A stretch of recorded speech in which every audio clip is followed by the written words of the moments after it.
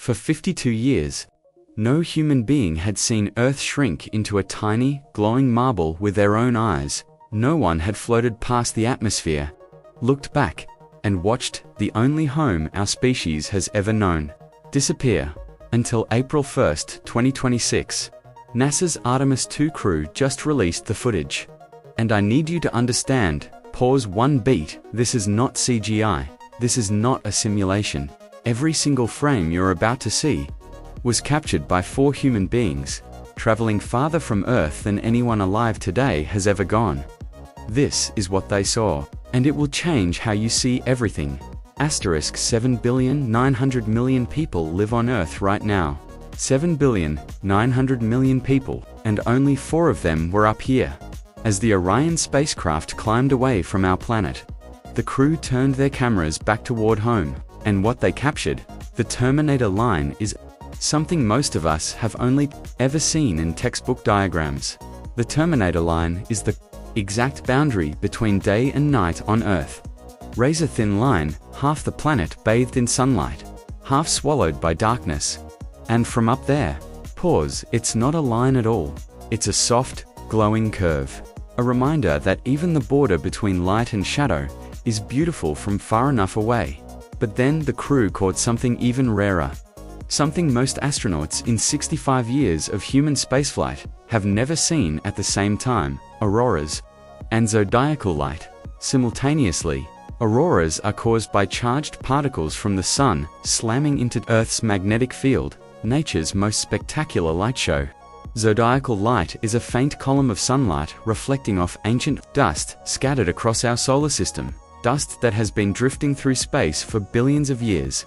Together in one frame, from one window, on one spacecraft, pause unprecedented. And then, Earth started getting smaller. The planet that contains every war, every ocean, every mountain, every person you have ever loved, it started to shrink. It became a crescent, then a sliver, then a glowing, pale blue light in a sea of absolute nothing. Astronaut Reid Wiseman, the mission commander, later said the moment Earth got small enough to cover with his thumb was when it truly hit him.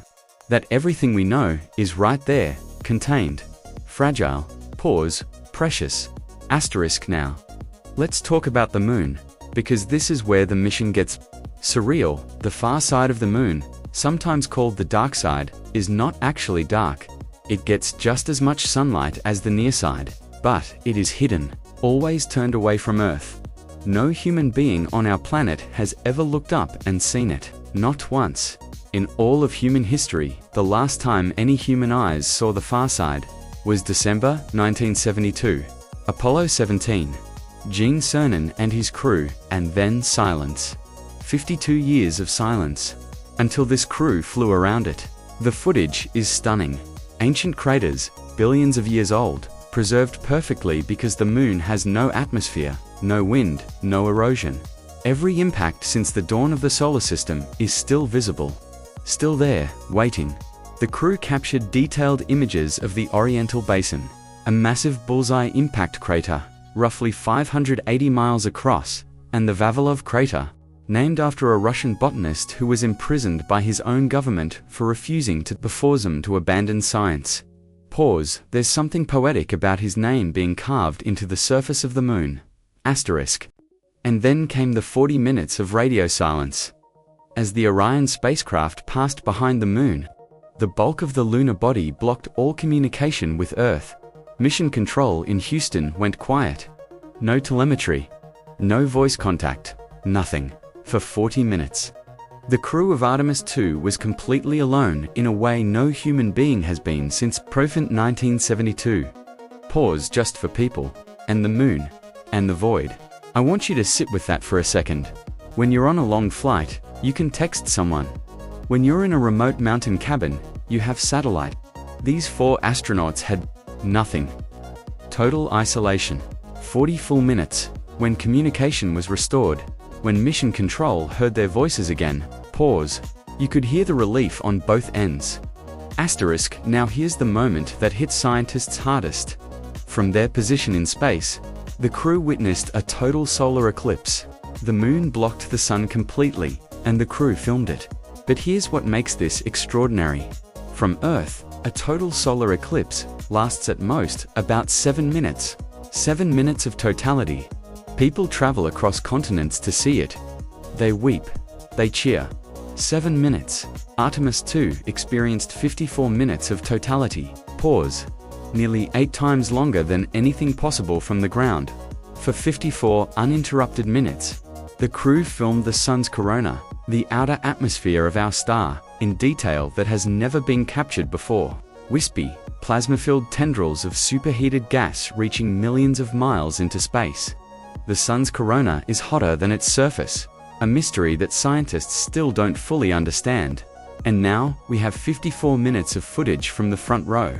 Astrophysicists are calling this dataset once in a because it is. But then came Earthset. Pause.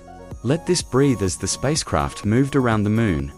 The crew watched Earth, the entire planet, slowly descend below the lunar horizon. Earthset, our home, sinking, disappearing behind the edge of another world.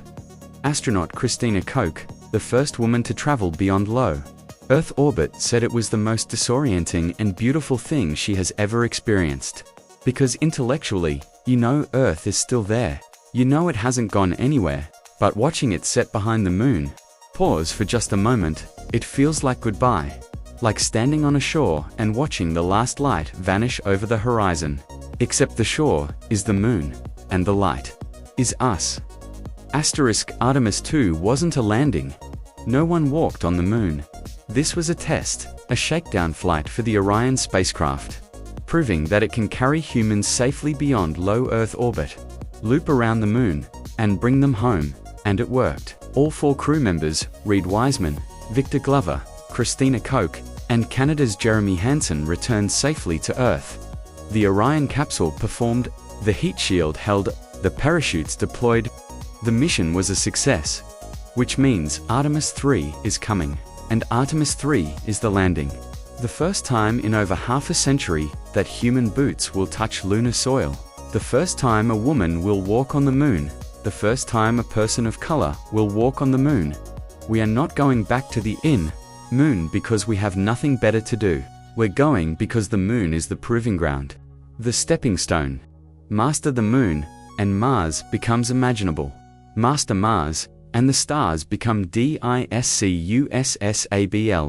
This footage that Artemis II brought home these images of auroras and craters and a 54-minute eclipse and Earth's setting behind another world. This is not just beautiful, it is a record, a document, a message to the future that says, pause, we looked up, we aimed, and we went. Pause to beats then. Softer. You're watching this in 2026. In the middle of whatever noise fills your days, I want you to remember that right now. In our lifetime, human beings are going back to the moon. That the same species that invented language and music and medicine also figured out how to leave the planet. That is who we are. Pause, and honestly, I think that's worth remembering.